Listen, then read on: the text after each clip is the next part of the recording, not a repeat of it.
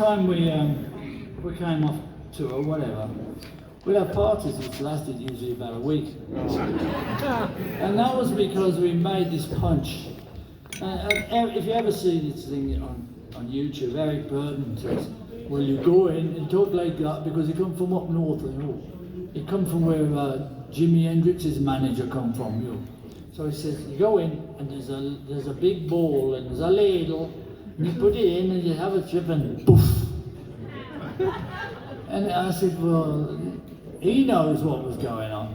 We had a big plastic dustbin, really, full of hard cider, scrumpy cider, which is like, you get carried out if you drink too much of that. And filled it up with a bottle of everything. Filled it up with everything. And a few apples and oranges on the top to make it look make it look harmless, which it wasn't. And then Mike and Ray had been out in Germany just before we formed the Moody's. They came back and when they formed the Moody's. Been out in Germany, and the Beatles were there and all that. So they were sleeping, you know, they were doing 5 or 6 sets a night till like 6 in the morning, sleeping, getting up and doing more. So they were taking pills. You could buy them over the counter in Germany. And there was, you know, slimming pills, I guess. So, I guess, should be, I suppose. Anyway, we put a couple of those in there. I mean, a couple of bottles of them, not just 2. Tubes. Blub, blub, blub. And then took this to make them dissolve before anybody turned up. And so it was like grey, this stuff. So, as soon as they come through the door, and John Lennon was on the door, and we had a little one of them little, hello, and who are you? Little doors like that. And I'm standing there, and he's going, is he all right, Denny? I said, yeah, he's all right, let him in. What's his name again? Tom Jones. Let him in. And it was all like that, you know, it was all the people in the music business that, never mind. If a bomb had gone off, there wouldn't be no music business. Let's put it up. I like telling these jokes, I'm getting used to it. So, but it's true. So he's on the door, and this actually happened. It's kind of, like I said before, you can't make this stuff up when you're writing songs. It just happened, you know, like no words, okay, that's what we'll call it. So he's on the door, and he looks at me, and there was that girl there, I didn't let her in. And Mike Pinder from the Moody says, she came in through the bathroom window.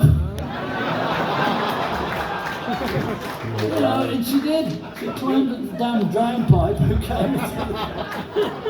Well, she can stay. We'll write a song about that. That's kind of what happened a lot in them days. And I remember looking out the window one day, you know, these little lead light windows, you know. It was an old, great old mansion type house that we had. And I looked out, it was about 6 in the morning, it was just getting light, and I saw Brian Epstein's Bentley. Yeah, his Bentley was up on the wall, he missed the gate, and hit the wall, knocked the wall down, his car was like that, and he was in the back end. So, Brian, you better behave yourself, the neighbours are complaining. But it was really cool, and of course people used to write things like, oh, you know, George Harrison fell in the pool, drunk on acid, and we never had a pool. So there you go. The lies that came out of those stories, those particular parties, is unbelievable. But everybody remembers them. And if you see any one of those people to this day, they'll go, remember that party?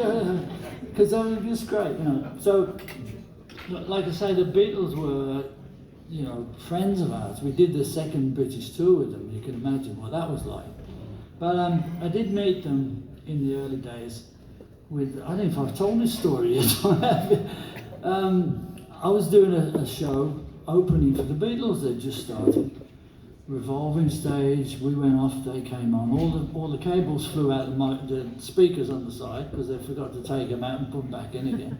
So John was like cursing at the soundman going, like that.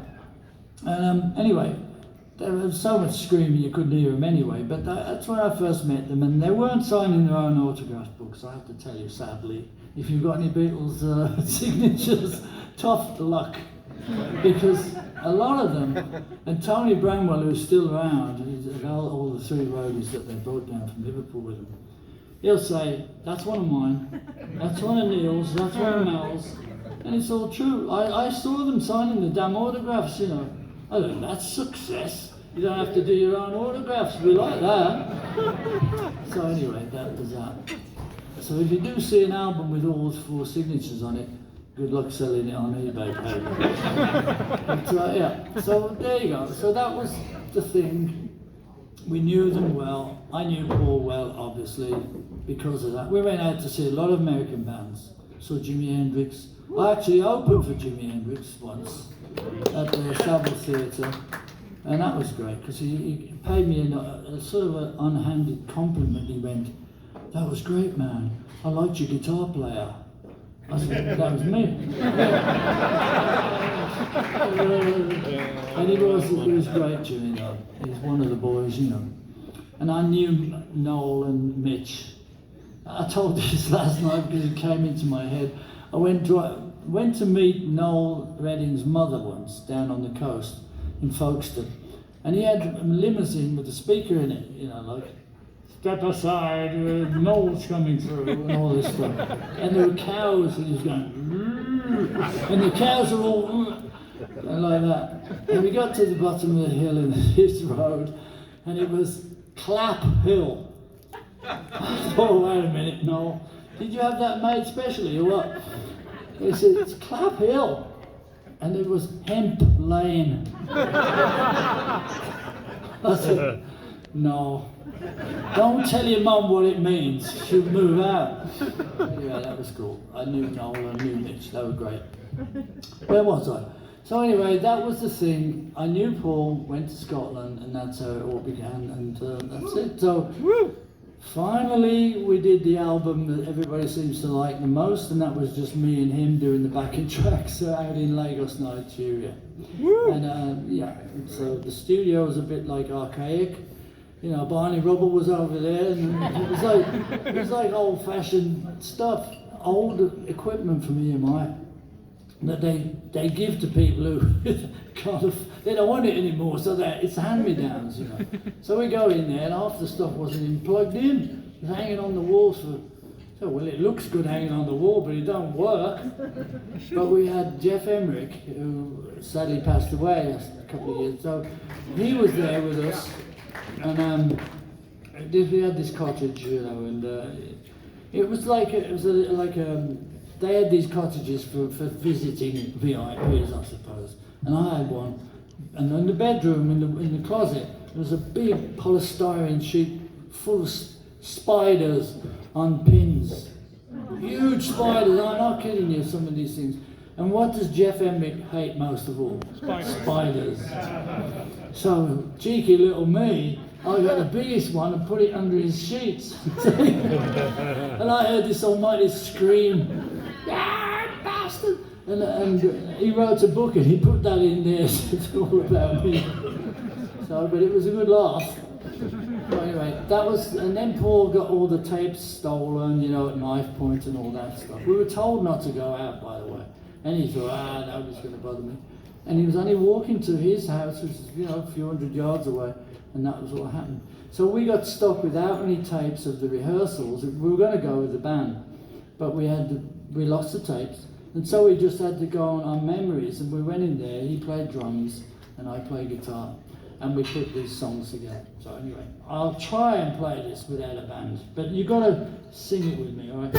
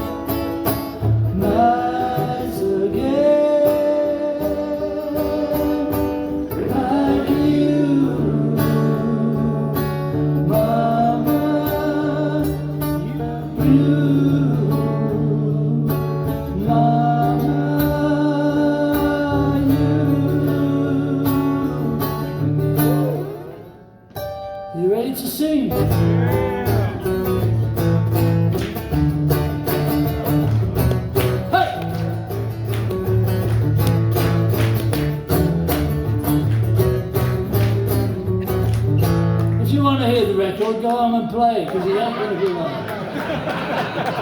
If you ever get out of here, I thought of giving it all away to a registered charity. All I need is a pint today. If I ever get out of here, if we ever get out of here.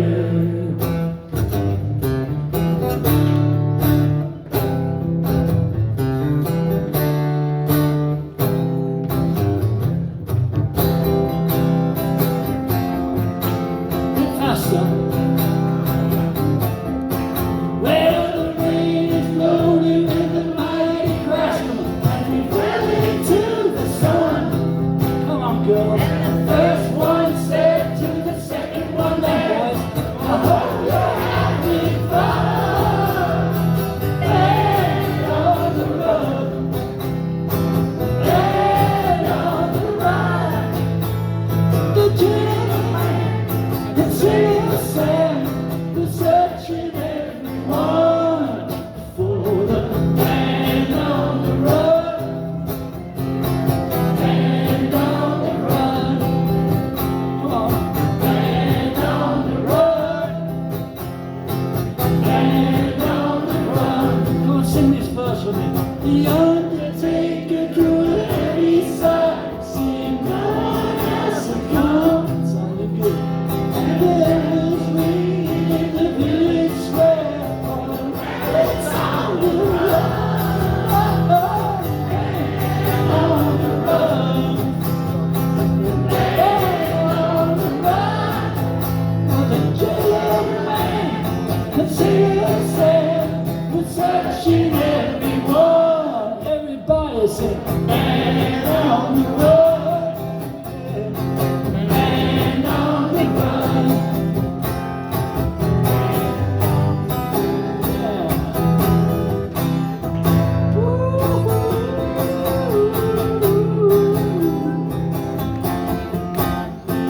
Come on now, Chicago's man on the road, yeah, man on the run, oh, man on the run,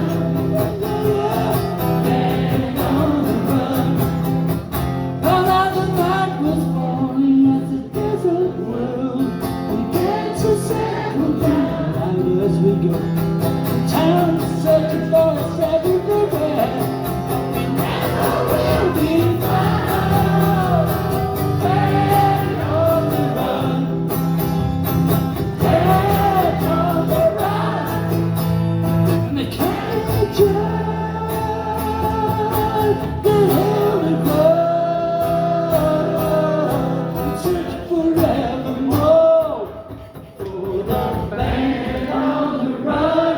Oh yeah, keep singing it now. Man on the run. Oh, great, I'm telling you. I'm going to say goodnight now, folks, so thank you very much for coming out and but you're used to the cold weather because you're from Chicago. So thank you, everybody. You're great. Thank you very much.